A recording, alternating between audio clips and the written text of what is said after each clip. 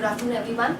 Good afternoon. Thanks a lot for giving me this opportunity to speak about success that lies in details.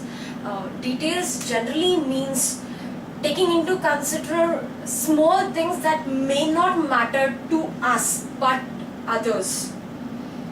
We generally measure success in numbers, but I think success is a phenomena. It never stops. Whenever you think that this is success, actually it's the path that is taking you to the zeniths of the success. Now, how do we measure success other than numbers?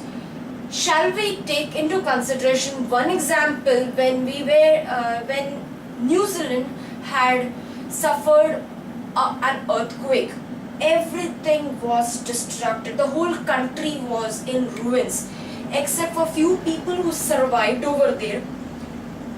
And majority among them were mothers and kids.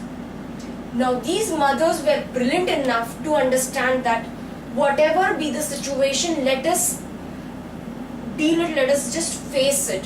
So these mothers made a square, and all the possible things that they had around them, they put them in the square, and they made the children learn from the core, from the earth, that this is a thing. And that is how the playway method was introduced in the whole world.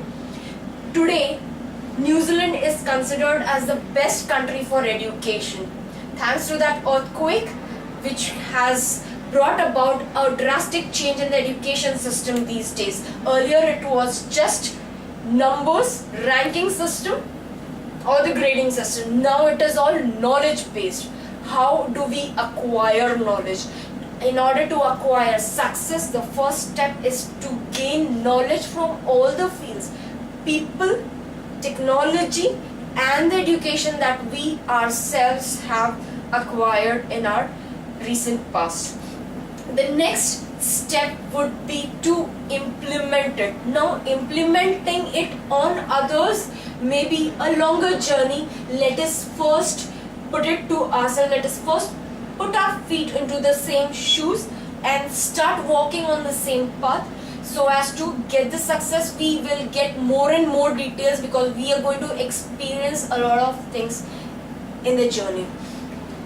The last but not the least is realizing it ourselves that yes, we are growing, and taking people also along with us. Let me end up with a story. There were two tables laden with delicious food.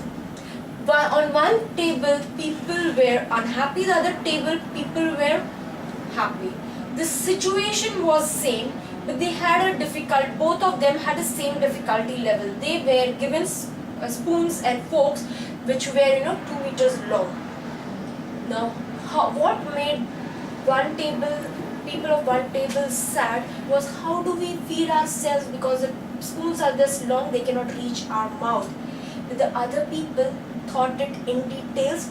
They took the spoon and fed the person right in the front of the person who was sitting in the front. So this is how they thought about the smallest need of the people, to join hands together and work in harmony. Thank you so much. Good.